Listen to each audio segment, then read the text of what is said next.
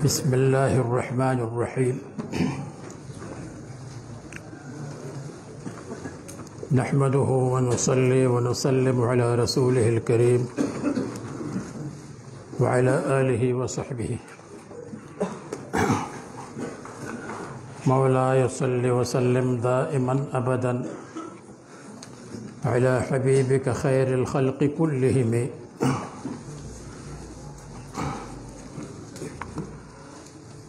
لو كنت أعلم أني ما أوقره كتمت سرا بدا لي منه بالكتم. من لي برد جماح من غوايتها كما يرد جماح الخيل باللجم. كما يرد جماح الخيل باللجم. فلا ترم بالمعاصي كسر شهوتها إن الطعام يقوي شهوة النهم. والنفس كالطفل إن تهمله شب على حب الرضاع وإن تفتمه ينفتم. فاصرف هواها وحاذر أن توليه إن الهوى ما تولى يسمع أو يسمي. مصنف فرمائی امام بوصیری رحمۃ اللہ علیہ،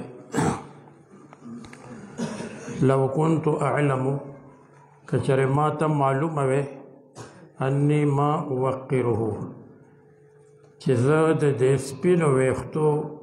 عزت نشم کولی. د سپینو ویښتو عزت کول اعمال صالحه اخلاق حسنه دي، هغه زه نشم کولی. کتمت سرا نو ما به پټ کړی وی دا سپین ویښته چې د راس په شان دي، لکه راس چې پټیږي دغسې به ما دا هم پټ کړی وی. نو د سرا نه مراد د سپین ویښته چې هغه د راس په شان به ما پټ کړی وی، یا د سرا نه مراد د انذار الشیبه د سپینو ویښتو دا یارول چې مرګ رانږدې دی. نو د سپینو ویښتو دا یارول چې مرګ رانږدې دی دا د راس په شان پټ دي. دې ته د بنده خیال نه راځي چې دا سپین ویښته د مرګ علامت دی. نو دا دویمه معنا یې غوره ده چې ما به پټ کړی وی راز، او د راز نه مراد د سپینو ویښتو هغه یارول دي د مرګ نه. نو دا د راز په شان پټ دي، خیال ورته نه دي. بدالي چې دا راز ماته دا سپین ویښته ماته ښکاره شو، بدا چې ښکاره شو لی ماته منه دغه راز، نو ما به پټ کړی وی بالکتمي په وسمه باندې. که ما ته معلومه وی چې زه د دې سپینو ویښتو حق نشم ادا کولی، نو ما به دا سپین ویښته په وسمه باندې پټ کړی وی. خو زما دې ته خیال نو چې دا سپین ویښته خو ما د مرګ نه او د آخرت نه یاروي. نو فرمای لو کنتو، لو لامتناع الثاني لأجل امتناع الاول، چې اول نشته نو هغه دویم شی هم نشته. لو اتیتنی لسقیتک الشای، اگر کچره ته ما څخه راغلی وی نو ما به پتا چای څکولی وه، خو ته رانلې نو چای مې در باندې ونه څکوله. او محققین علما وایي چې دا لو د امتناع اول د پاره ہے، لو د امتناع اول د پاره ده لأجل امتناع الثاني چې هغه دویم نشته، جزا نشته، نو ځکه هغه شرط هم نشته. وإن لو كان فيهما آلهة إلا الله لفسدتا، کچره د الله تعالی نه سیوا نور معبودان په دې ځمکه آسمان کې وی نو فساد او خرابې به پیدا شوی. لیکن فساد او خرابې نشته، هر څه برابر چلیږي. نور په خپل وخت راخیږي سپوږمۍ په خپل وخت باندې راخیږي نو فساد او خرابې نشته نو ځکه الله تعالی متعدد نه دی بلکې یو دی نو په شرع کې دې تفصیل لیکل شوی دی هلته بیا ګورئ که چېرې ما ته معلومه وی چې زه به د دې عزت ونه کړم نو ما به دا راز پټ کړی وی خو ما ته معلومه نه وه نو ځکه ما دا راز پټ نه کړ دا سپین ویښته مې پټ نه کړل او اعلمو خو مونږ ته معلوم دی علم یعلمو ما نافیه ده او اوقره عزت کولو ته ویلی شي او اوقره بالعمل الصالح په نیکو عملونو به ما د ده عزت کړی وی او مجرد د باب النصره نه راځي وقره یوقرو او عزت کولو ته ویلی شي وقار با وقار کېدلو ته ویلی شي اجر باب ضربه نه راشي نو د اډوکي ماتېدلو ته ویلی شي د اډوکي ماتولو ته ویلی شي او کتم ته هم مخکې تیر دی کتم یکتم ولا تکتم الشهادته او سرا راز ته وایي دا هم مخکې تیر دی چې سر یسر نو خوشحالولو ته ویلی شي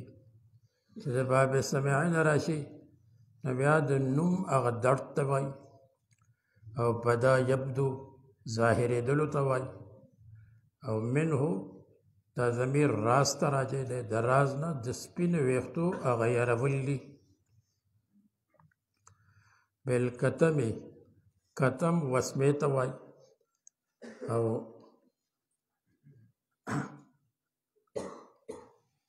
کتم ورته ځکه وایي چې کتم یکتم پټولو ته وایي نو دا هغه سپین ویښته پټ کړي د وسمې لګول چې کله وسمه خالصه توره ني بلکې سوروالې ته مایلې سره او توری نو په شریعت کې جایز دي او چې خالصه توری چې بنده طبق بالکل ګیره تکه توره ښکاري نو هغه بیا په شریعت کې منع دي ګیره تورول منع دي ګیره سره کول او ګیره زیړول په شریعت کې جایز دي بلکې مستحب دي او دو صحابه کرامو نه سره او زیړه ګیره هم ثابته ده او سپینه ته هم ثابته ده نو د دې وجه کې څوک سپینه ساتي نو دا هم ښه ده او که څوک تکلیف کولی شي او سرکه یې یا زیړه یې نو هغه غوره ده دغه مسله په سر کې هم ده او دغه مسله په ګیره کې هم ده د ګیرې او د سر یو حکم دی او په شرع کې د دې تفصیل لیکلی شوی دی چې د ویښتو د تورولو څه حکم دی سا حدیث پکې راغلی دي د زیړولو څه حکم دی چې سپینه وي نو د هغه بلکل هغه هم جایز ده ټول تفصیل په هغې کې لیکلی شوی دی د ویښتو په باره کې نو مطلب دا که ما ته دا معلومه وي چې زه به د دې سپینو ویښتو په عمل صالح باندې عزت ونه کړم نو ما به دا سپین ویښتو په وسمه باندې بدل کړی وی نو دلته د وسمې نه مراد هغه وسمه ده چې هغه توره او سره وي خالصه توره نه وي په تور بلکې سره وي توروالي ته مایله وي هغه جایز ده دې ته خضاب لګول وای ورپسې وای ملی برد جماح من غوایتها څوک به زما ذمواري واخلي برد جماح چې زه راټینګ کم او راقابو کم جماح د نفس هغه سرکشي من غوایتها د سرکشه تلونه چې دا د نفس سرکشي ده او دی په سرکشۍ باندې روان دی نو څوک به زما ذمهداري واخلي چې هغه نفس راټینګ کي هغه نفس راقابو کي او را واپسې کي کما یرد جماح الخیل باللجم، لکه چې راټینګول شي او راقابو کول شي هغه سرکشه اسونه باللجم په واګو باندې، چې د نو لجام واګه. نو ملی من مبتدا او لی داغی خبر ده. من یوجد لی سوک به زما دپاره موجود شي او سوک به زما دپاره وي، او یا من یتکفل لی سوک به زما ذمواري واخلي. یتکفلو ذمواري اخیستلو ته وایي. نو په دې کې اشاره ده هغه مرشد ته. یا ایها الذین آمنوا اتقوا الله وابتغوا الیه الوسیله،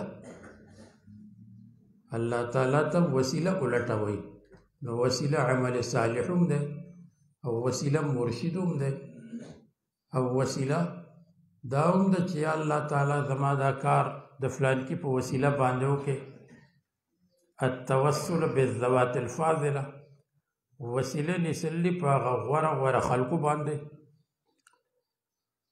او رد معنا واپس کول دي،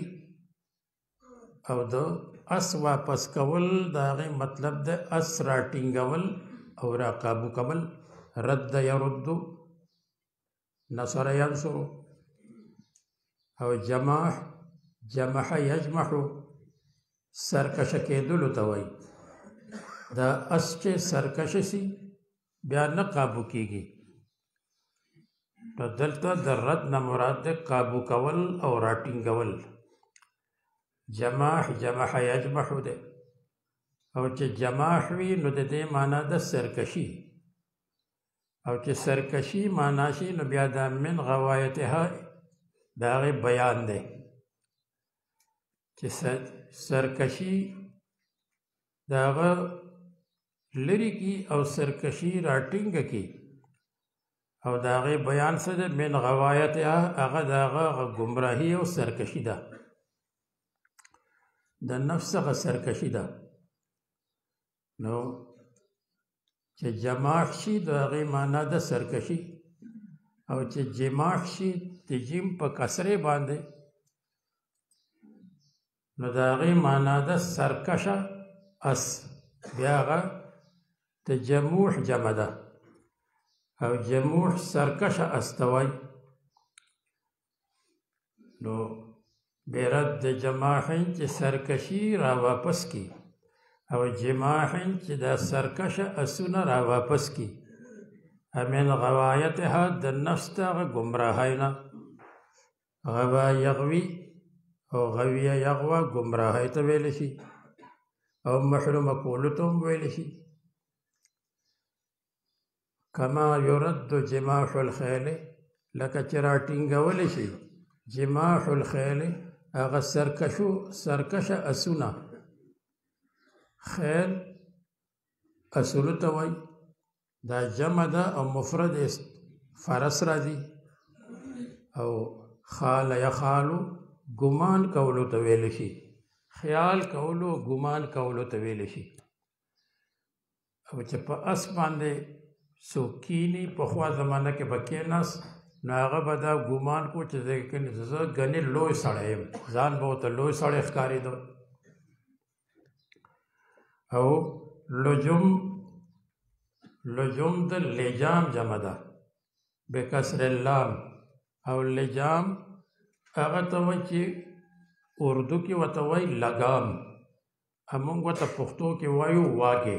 چې هغه د څرمنې واګې وي هغې ته وایي. او چې کومه اوسپنه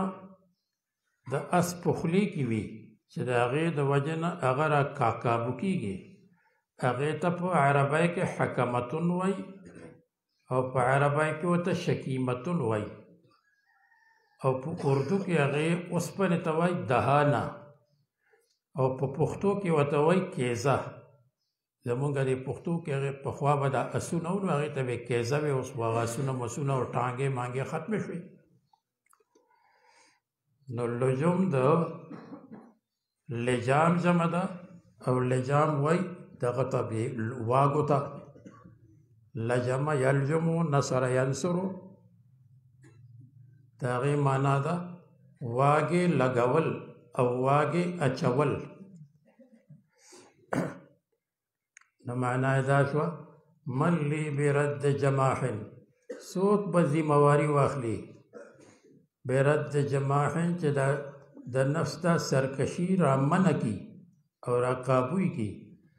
من غوایتها د نفس تو گمراهی نه، لکه چې را ټینګولی شي جماح الخیل هغه سرکشه اسونه.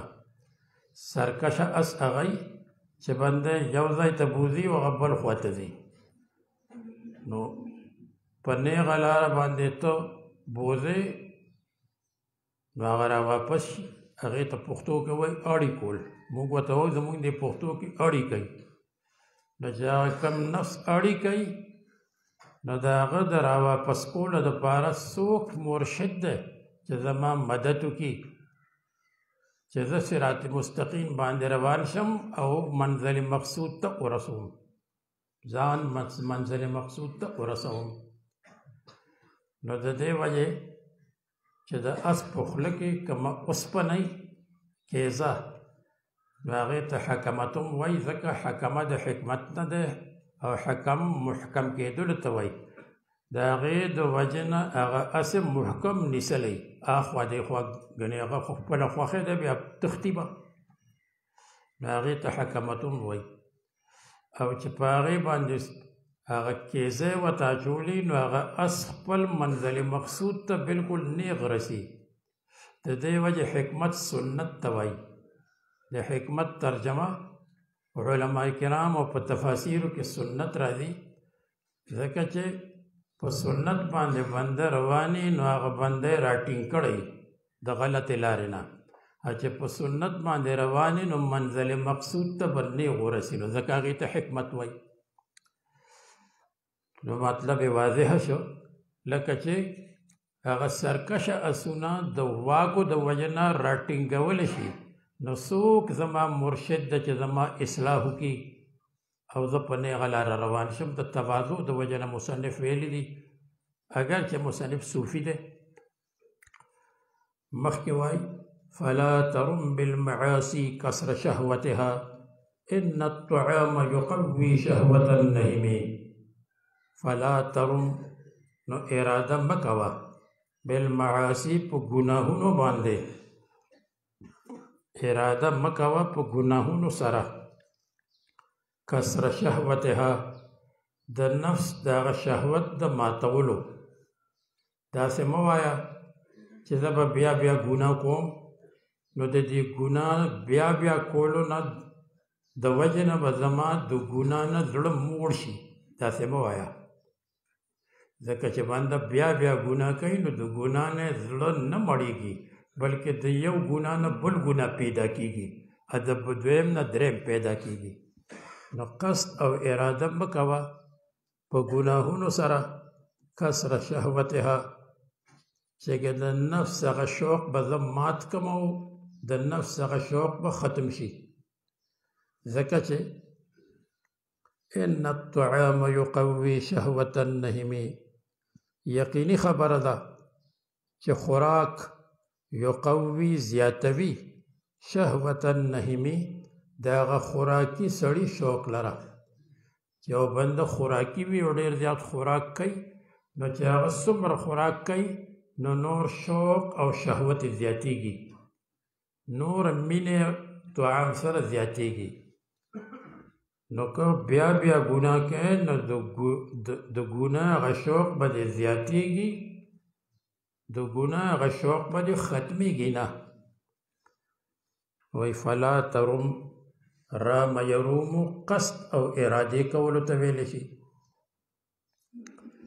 او د دې فې نه مخکې شرط مقدر د فې فصیحیه ورته وایي اذا لم تجد مرشدا کاملا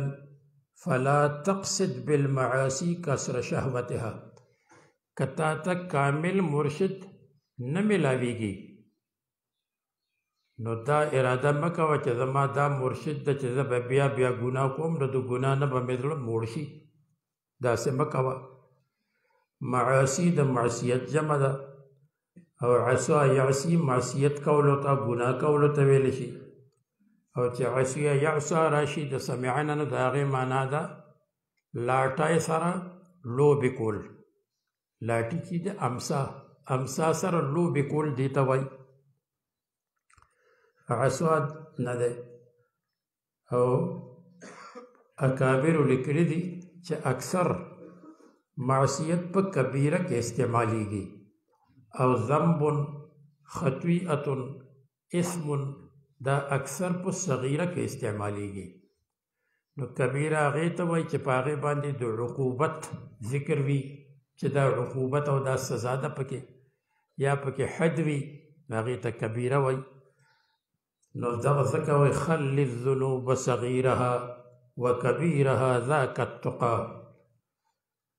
وافعل كماش فوق ذي الشوك يحذر ما يرى لا تقصدن صغيرة ان الجبال من الحصى. اراده مکوه په ګناهونو باندې، په ګناهونو سره. کسر شهوتها، کسر یکسر ماتولو ته وایي. شهوت د باب سمعا باب نصر نه راځي. شهیا یشها او شها یشهو شوق او رغبت کولو ته ویلی شي چې د یو شي د یو غلط شي رغبت پیدا شي، مینه ورسره پیدا شي، اراده یې وکړي، نو هغې ته شهوت وایي. نو په ګناهونو سره دا اراده مه کوه چې زه به ګنې زما شهوت او زما هغه شوق به مړاوی شي. شوق په هغې باندې نه مړاوی کېږي. رام یرومو قص کولو ته وایي تروم العز ثم تنام لیلا. هغه مشهور اشعارو کې راځي تروم العز ثم تنام لیلا. نو تروم معنا قص کول دی. او ان الطعام دا په اصل کې ده لأن الطعام، خو چې لام حذف شو نو هغه ان په سر کې راغی. او ان چې کله په ابتدا کې راشي یا د قول نه رستو راشي یا د قسم په جواب کې راشي نو هلته ان راځي. یا په خبر کې لام راشي، په څلورو ځایونو کې ان مکسور وي، په پنځو ځایونو کې ان چې دی نو مفتوح وي. د لو نه رستو راشي، د لولا نه رستو راشي، په منځ کې راشي، د علم نه رستو راشي، د ظن نه رستو راشي، نو بیا ان مفتوح وي لکه تاسو ته معلومه ده. نو ان الطعام یقینا خوراک، طعم یطعم خوراک کولو ته ویلی شي. سمع یسمعو د طعام مونږ په شرع کې قسمونه لیکلي دي او ما په دې قول کې جمع کړي دي چې کوم دعوت د طعامین د هغې څو قسمه دي. انعمو مخن په دې لفظ کې مې جمع کړي دي. احسان وکړه ښه سړي سره. نو انعمو په حمزه کې اشاره ده اعذار ته. اعذار هغه دعوت ته وایي چې هغه په سنت کې، لکه ماشوم چې سنت شي په هغې کې دعوت لازم خو نه دی، سنت موقت خو نه دی، خو جایز دی او بعضې غوره ورته وایي. النون اشاره ده نقیعتون ته، د سفر نه راشي نو هغه دعوت وکړي یا بل څوک والا دعوت وکړي نو هغې ته وایي نقیعتون. او عین عقیقه، عقیقه خو مونږ او تاسو پېژنو چې د ماشوم عقیقه کېږي. او عتیره هغه دعوت ته به وي چې کوم دعوت به په رجب کې کېدو. په جاهلیت کې به د غیر الله په نوم باندې کېدو، او په اسلام کې به د الله په نوم کېدو، بیا منسوخ شو نو هغې ته به وي عتیره. او میم اشاره ده ملاک، ملاک چې د واده په وخت کې وشي، لکه واده وشي په هغې کې نکاح وشي، هغه وخت کې چې کوم دعوتي. او ورپسې ده واو، واو ولیمه. ولیمه هغه دعوت ته وایي چې خاوند او ښځه کله یو ځای شي نو هغې نه وروسته چې کوم دعوت کېږي نو هغې ته ولیمه وایي. نو د هغې نه مخکې که کېږي نو هغه مخکې نه دی پکار، اگر چې مولا علي قاري لیکلي دي چې د نکاح نه وروسته هم ولیمه کېږي، خو پکار دا ده چې د واده د وروستو چې ښځه خاوند یو ځای شي، یو ځای کېدل معنا چې رخصتي وشي، نو بس د هغې نه وروسته بیا ولیمه او وکیره هغه دعوت ته وایي چې کله څوک کور جوړ کي نو د کور په خوشحالۍ کې چې کوم دعوت وي نو هغې ته وکیره وایي او وظیمه واو دواد هغه دعوت ته وایي چې په د مصیبت په وخت کې وشي چې الله تعالی دا مصیبت لرې کړي او میم مخن مائده هغه دعوت ته وایي چې هغه بغیر د سببه هسې دوستان را جمع شي او دعوت وکړي او مخن خا خرسن هغه دعوت ته وایي چې بچه پیدا شي او هغه وخت کې ماشوم پیدا شو اوه مرحله نه ده نو هغې ته خرسن وایي او دغسې د ختم قرآن دعوت چې وشي چې چا قرآن کریم ختم که یاد که یا اسې ووي نو هغه ختم القرآن چې کوم دعوت یې هغې ته وایي حذاق بچې هوښیار شو هوښیارتیا دا نه ده چې کنزل شروع کړي هوښیارتیا دا ده چې قرآن ختم کړي نو هغې ته ختم القرآن هغې ته حذاق وایي او د ختم القرآن ورته هم وایي نو دا د طعام قسمونه دي او تفصیلات یې په شرع کې لیکلي شوي دي ډېر نو یقینا هغه خوراک یو قوي مضبوطوي او زیاتوي مجرد راځي قویه یقوا سمع یسمع او د هغې په لکه فنیه یفنا پشان او شهوت تیر دی اوس چې کم باب دی نسوارا کرومه دواړو نه راځي او د سمعین هم راځي او نهم لکه د حذرون پشان صفت مشبه دی او نهم هغې ته وایي الذي یأکل ولا یشبع چې خوراک کوي او مړېږي نه نو خوراکي سړی چې څومره خوراک کوي نو شوق یې زیاتېږي څو پورې چې وفات شوي دي ورپسې وایي والنفس كالطفل ان تهمله شب على حب الرضاع وان تفتمه ينفتم وای نفس پشان د ماشوم دی ان تهمله کچرته آزاد پرې دی کچرته پرېږ دی شبه نو دی بزوان شي علی حب الرضاع د پایو سکلو په محبت باندې دی به شوده او پیس کی چې نه پرېږې نو که د دریو کالو شو که د څلورو کالو شو نو هغه به پیس کی الا ماشاءالله و ان تفتمه او که چېرې د پایو نه د ماشوم د پایو نه پرېږې نو ینفتمي هغه به پرې شي او پای سکل به پرېږدي پایو ته موږ وایو د افغانستان خلکو ته شوده وایي نو مصنف ته دې مثال پیش کړو چې دا نفس دا د ماشوم په شان دی که چېرې دی پرېښوده نو بس دی به ځوان شي او د پایو نه به نه منې کېږي نو مخکې تېرو چې بعضې خلک وایي نفس او روح یو دي او بعضې وایي نه نفس او روح کې فرق دی چې څوک فرق کوي نو بیا وایي چې نفس هغې ته وایي که مزکا وي او که نه وي او روح هغې ته وایي چې هغه پاک شوی او مزکا وي او یو فرق پکې دا کوي چې ما به الحیات هغې ته روح وایي ما به الشعور والعلم هغې ته نفس وایي او یو فرق پکې دا کوي چې د بدن سره لا تعلق نی راغلی یا د بدن د مړېدو نه وروستو هغې ته روح وایي او چې کله د بدن سره تعلق وي نو هغې ته نفس وایي النفس ما تتعلق ما يتعلق بالبدن واما قبل التعلق بالبدن وبعد موت البدن فيسمى بالروح فدا النفس او النفس چې ده نفس ينفس حسد کولو ته ویل شي النفست المرأة چې د ښځې نفاس وي د نفاس معلوم ده تاسو ته او چې نفس ينفس کرما یکرمونه راشي نو دا غي معنا د حسد کول د کرم یکرم راشي نو دا غي معنا د نفیس کېدل نو د نفس ينفسو نه راشي نو نفاس او حسد کولو ته وایي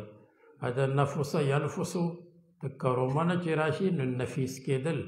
عمده شي هغه ته ځکه نفیس وایي چې الذي يأخذ بالنفس چې هغه نفس ځان ته نیسي او راخکي نو ځکه هغې ته نفیس وایي نو دا نفس چې دی په شان د ماشوم دی طفل ماشوم ته وایي چې په خېټه کې نو هغه ته جنین وایي چې پیدا شي نو هغې ته ولید وایي ته پیدا کېدو نو وروستو ورته طفلن وایي بیا چې ګرځېدل را ګرځېدل شروع کي لا بالغ شوی نی نو هغه ته صبي وایي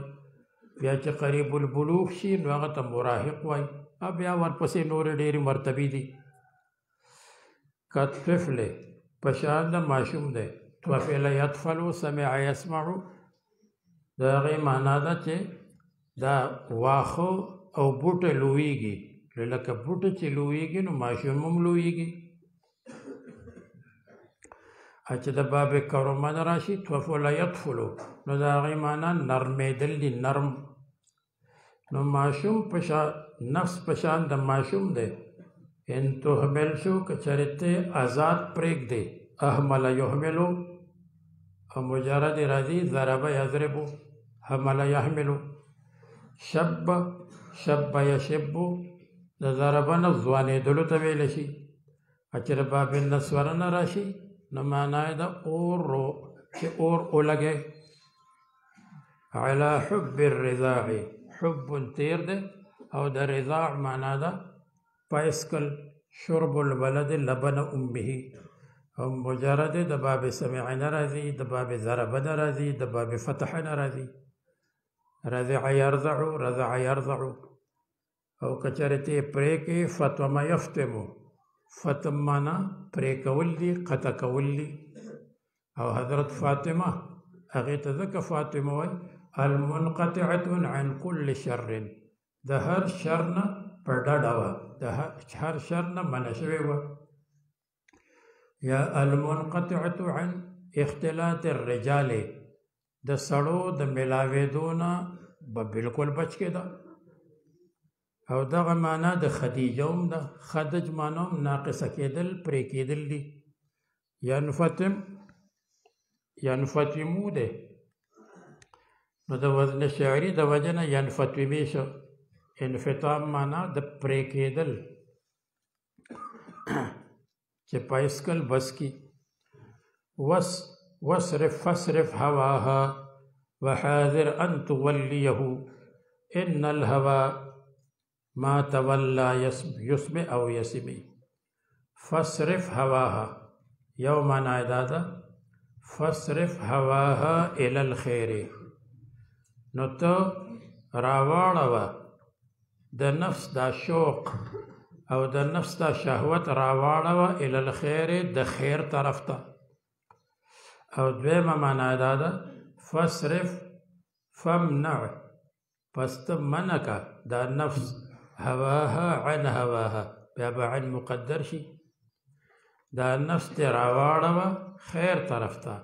یا دا نفس ته منع که د خرابو خبرونه فصرف صرف یصرفو اړولو ته وایي اړول او راړول علم صرف ته ځکه وایي چې په دې کې اړول وي راړول وي کله ته ناصرن جوړ کی کله ته منصورن جوړ کی کله ته منصرن جوړ کی کله ته انصرو جوړ کی کله ته نصرا جوړ کی نو هغه صيغه ده چې کله یو طرف ته اړی هغه خټه ده د خټې نه کله څه جوړ کی کله ته څه جوړ کی مصدر د خټې په شان دی نو فصرف هواها پس منع که دا نفس د خواهشاتونه یا فصرف هواها راواړوه د نفس دا خواهش خیر طرف ته دا شوق چې د خیر طرف ته راواړوه وحاذر ان تولیه او ځان وساته د دې نه ان تولیه چې دا خواهش خپل حاکم جوړ کې د نفس دا خواهش چې دی نو د حاکم مه ګرځوه په ځان باندې بادشاه کوه ما په پښتو کې به ووایو ځان وساته د دې نه چې دا نفس پلار کې نفس مه پلار کوه نفس زویه که نفس ته حکم ورکوه د هغه حکم مه منه ځکه چې ان الهوا ما تولا یقینا خواهش ما تولا یعنی کل ما تولا کله چې حاکم جوړ شي یسمه نو هغه به تا هلاک او برباد کی او یسمی یا به در باندې عیب او تهمت لګئی یسمی عیب لګول او آسان مطلب بدنام بدی کی یسمه یا به هلاک کی او یسمی یا به در باندې عیب لګئی او بدنام بدی کی داسې ځای ته به لاړ شي چې خلک به وایي ګورم مولوي صاحب کوم ځای ته راغلی دی ګورم مولوي صاحب هم فوټوګان او تصویرونه ګوري نو بدنام به شي ځکه نفس پسې روانې نو فصرف هواها الی الخیر یا فصرف یعنی فمنع پس منع کتو نفس لره عن هواها د خواهشاتونه او هوا مخکې تیر دی هویه یهوا نو د هوا نه مراد یا خواهش دی یا د هوا نه مراد دی د خواهش هغه شی کوم چې د نفس دپاره محبوب دی وحاذر باب مفاعله ده مجرد راځي حذر یحذر سمع یسمع بچ کېدلو ته وایي ځان ساتلو ته وایي نو په حدیث کې دا مضمون راغلی دی الکیس من دان نفسه وعمل لما بعد الموت والعاجز من اتبع نفسه هواها وتمنى على الله الکیس هوښیار هغه څوک دی دان نفسه چې خپل نفس را کابو کو خپل نفس تابع وګرځو نفسه الکیس من دان نفسه وعمل لما بعد الموت او عاجز ابي وقوف اغده من اتبع نفسه هواها چې خپل نفس د خواهشاتو تابع وګرځو او ان تولیه معنا ان تجعله والیا وحاکما چې ته دا خواهش حاکم وګرځې په خپل ځان باندې نو تولیه د دې مجرد راځي ولیه یلی باب حسبه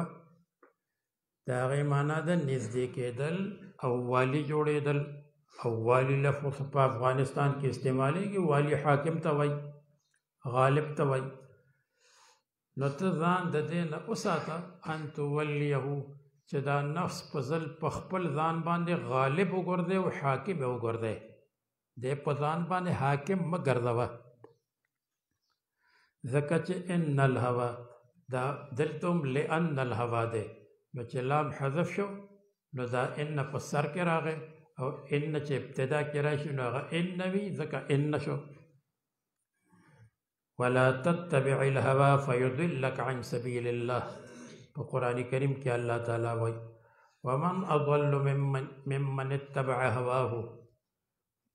څوک د هغه چا نه ګمراه دی چې خواهشاتو پسې چلیږي په حدیث کې راځي اما المهلکات فشح مطاع وهوى متبع واعجاب المرء بنفسه درې څیزونه هلاکون کې دي شح المطاع چې بنده یې رس کوي او بخیلي کوي وهوى متبع د خواهشاتو تابعداري کوي واعجاب النفس بنفسه واعجاب المرء بنفسه او ځان ورته ډېر اوچت ښکاري نو یقینا خواهش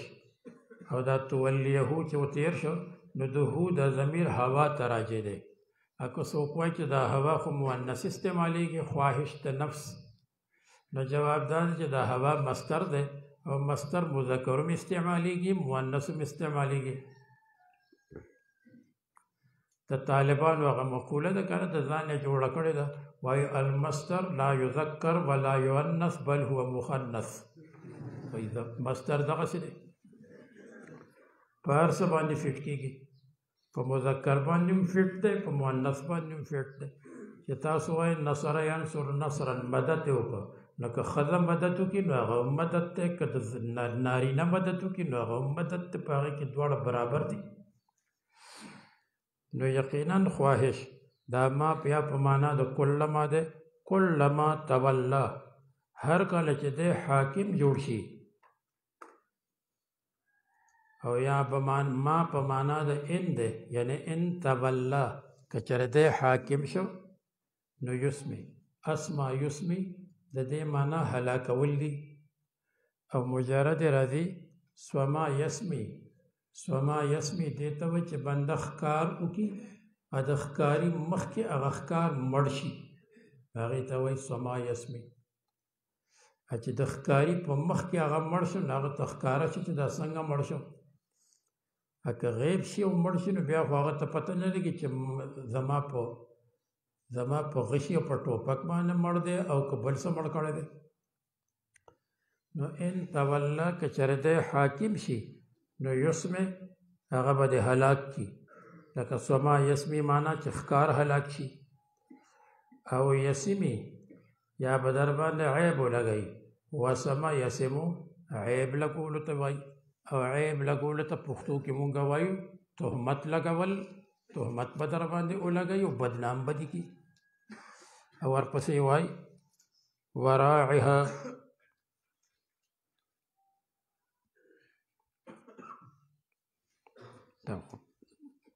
وخت پوره شو دا 15 منټه پاتې دي دا بل به ووایو تر دې ډېرې دي انشاءالله پوره به یې کړي الله تعالی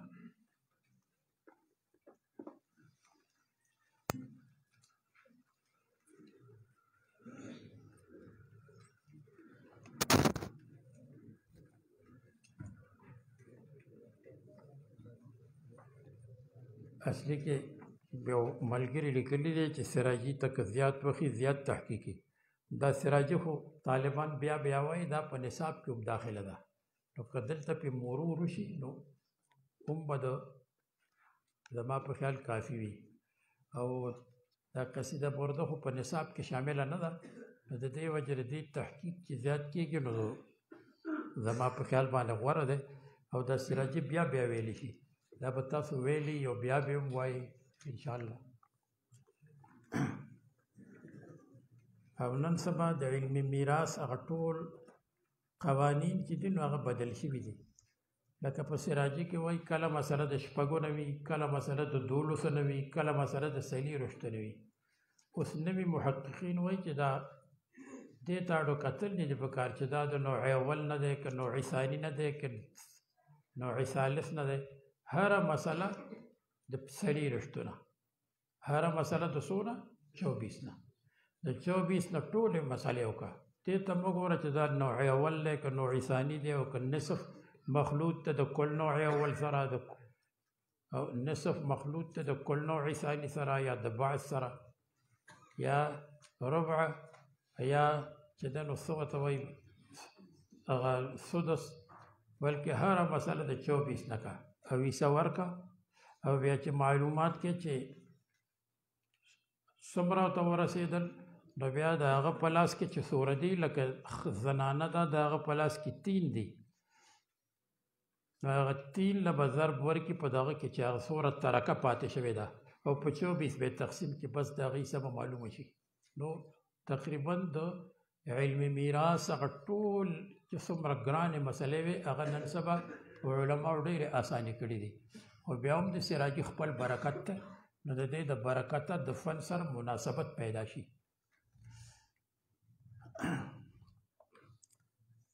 بسم الله الرحمن الرحیم واما للاخوات لاب وام او هر چې عیانی دي دې ته عیانی وایي د عیانی معنا د عین نه دی د عین معنا بهتر دی ځکه چې دا بهتري د پلار نوم دي د مور نوم دي نو د دې 15 حالات دي النصف للواحدة نیم د یوې د پاره ده وله اخت فلها نصف ما ترک ثلثین د دوو یا د زیاتو د پاره دي. فإن كانت اثنتين فلهما الثلثان. ومع الأخ لأب وأم أو چې عیاني سره راشي نو للذکر مثل حظ الأنثیین. بیا د مذکر د پاره د دوو مؤنثو برابر دی. یسرن به عصبة دی به عصبه وګرځي په خپل رور باندې. لاستوائهم فی القرابة إلى الميت ځکه دی برابر دی په قرابت کې مړی ته.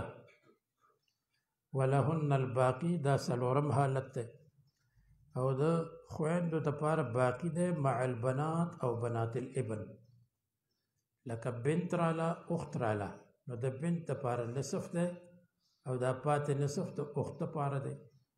یا بنتین راله نو د بنتینو دپاره ثلثین دي چې پاتې یو ثلث دی نو هغه د خویندو دپاره شو. ځکه چې رسول الله صلی الله علیه وسلم فرمایلی دي اجعلوا الاخوات مع البنات عصبة. دا د حدیث دا الفاظ ثابت نه دي لیکن دغه اجعلوا الاخوات مع البنات عصبة دا د حدیث مضمون دی، د حدیث مطلب ده. لکه ابو موسی اشعری سره څوک رالل او پوښتنه یې ترې وکړه چې یو بنت پاتې شوې ده، یو بنت الابن پاتې شوې ده، یو اخت پاتې شوې ده. سوال یې وکړ نو ابو موسی اشعری ورته وفرمایل چې نصف بنت له ورکه او نصف بنت الابن له ورکه او اخت محرومه ده. او لاړ شه د ابن مسعود رضی الله عنه نه پوښتنه وکړه، د بخاري روایت ده. نو ابن مسعود رضی الله عنه ورته ویل نه داسې نه ده، بلکې بنت له نصف ورکه او بنت الابن له به سدس ورکې او پاتې د خور دی. چې دا پاتې د خور شو نو د دې نه په خپله معلومه شوه چې اجعلوا الاخوات مع البنات عصبة. د هغه لوڼو سره دا عصبه شوه، یعنې چې کوم پاتې شو نو هغه د اختون شو. نو د دې وجه علما وایي دا الفاظ د حدیث نه دي او مطلب د حدیث دی، الفاظ د فقهاو دي. همدغه رنګې د حضرت معاذ ابن جبل نه ثابته ده چې هغه خور د لور سره عصبه کړې وه. عصبه معنا دا ده چې پاتې ده نو د هغې دی. والاخوات لأب کالاخوات لأب و ام. او علاتی خویندې د عیاني خویندو په شان دي. علاتی خویندې هغې ته وایي چې په پلار کې شریکې وي، او عیاني خویندې هغې ته وایي چې پلار او مور دواړو کې شریکې وي، او اخیافي هغې ته وایي چې په مور کې شریکې وي، په پلار کې نه وي شریکه. هغه د اخوات لأب و ام دپاره دي او د هغې دپاره اووه حالات دي. النصف للواحدة دا یو، والثلثان للاثنتين فصاعدة او ثلثین د دوو یا د زیاتو دپاره دي. عند عدم الاخوات لأب و ام چې عیاني خویندې نه وي نو د علاتی خویندو دپاره ثلثین دي یا نصف دی. ولهن السدس مع الاخت لأب و ام. او چې یو خور عیاني راغلی وي او هغې سره خور علاتی راشي نو د یو خور سره چې یو خور علاتی راشي نو د هغې دپاره سدس دی چې ثلثین پوره شي. نصف به هغې له ورکې په شپږو کې درې او یو به دې له ورکې په شپږو کې یو، نه یو او درې څلور شو، او چې څلور شو نو په څلور ثلثین شو د شپږو دپاره. ولا یرثن مع الاختین لأب و ام. او دا څلورم حالت دی او وارثان به نه جوړېږي د اختین لأب و ام سره، یعنی چې دوه عیانې وي نو بیا علاتی ته هېڅ نه میلاویږي. ها الا ان یکون معهن اخ، دا حالت خامسه شو. ها که هغې سره رور وي نو چې دوه عیانې دي نو هغې ته ثلثین میلاو شو، او چې یو علاتی دی ورسره رور دی نو هغه پاتې دې دواړو ته للذکر مثل حظ الانثیین میلاو شو. فیعصبهن، نو رور به دا خویندې عصبه کی. والباقی بینهم، او چې کم پاتې دی نو دا هغه به د دوی په منځ کې للذکر مثل حظ الانثیین وي. والسادسة وشپږم حالت نورو کې د خامسه رابعه نه دی ویلي او دلته سادسه ووی ځکه چې خامس ذکر دی په الا ان یکون معهن کې نو دا د استثناء په شکل کې دی او چې د استثناء په شکل کې دی نو ذهن دې ته نه ځي چې ګنې دا مستقل حالت دی نو چونکې هغې ته ذهن نه دی نو ځکه مصنف تنبیه وکړه او دا یې والسادسة او شپږمه ده چې دی عصبه وګرځي سره د بناتونه یا د بنات الابن نه لکه چې مونږ ذکر کړو اجعلوا الاخوات مع البنات عصبة د حدیث طالبانو ته یاد وي خو ما تنبیه وکړه چې الفاظ یې نشته او معنا یې صحیح ده. وبنو الاعیان او دا حالت سابعه ده اوم حالت ده او دا اوم حالت ده د علاتیو او پنځم حالت ته د عیانیو د عیانیو چې کوم څلور حالتونو پنځه مې نو ذکر کړی او د دې علاتیو شپږ ذکر شو اوه مې نه د ذکر کړی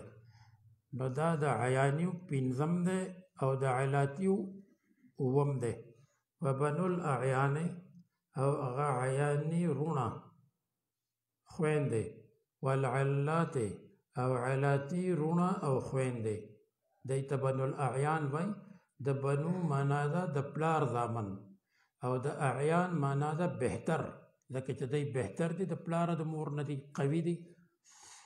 او علات معنا چې په پلار کې شریکي او میندې جدای نو چې میندې جدای نو هر یوه مور د بلې لپاره علتون دی بنا نو بنه خو ډېره لویه بیماري ده که نه د دې د وجې نه خو های بلډ پریشر های شي نو د هغې ته علتون او علتون وایي چې دوه ښځې نو هره یوه د بله بنه ده نو به عیاني رونه خویندې او علاتي رونه خویندې دا ټول ساقطېږي په زوی او په ابن الابن باندې و ان سفله اگر چې لاندې وي یعنی چې زوی راشي یا ابن الابن راشي نو نه عیاني رونو خویندو ته او نه علاتي رونو خویندو ته ټولو ته اس نه ملاویږي. وهو يرثها ان لم يكن لها ولد او دا رور به وارث ګرځي ان لم يكن لها ولد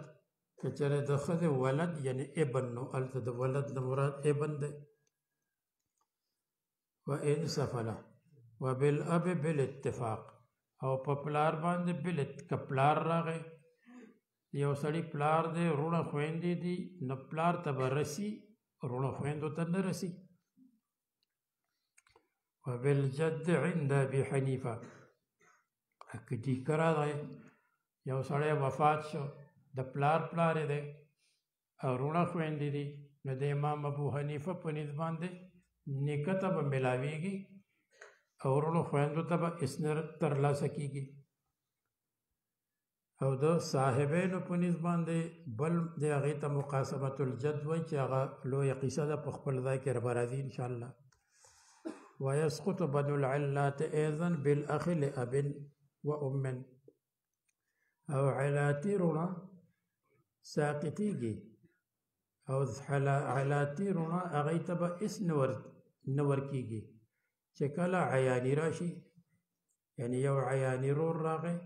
او علاتي رور خور رالل نو عیاني ته به ورسي او علاتي ته به نه رسي. وبالاخت لاب وام او په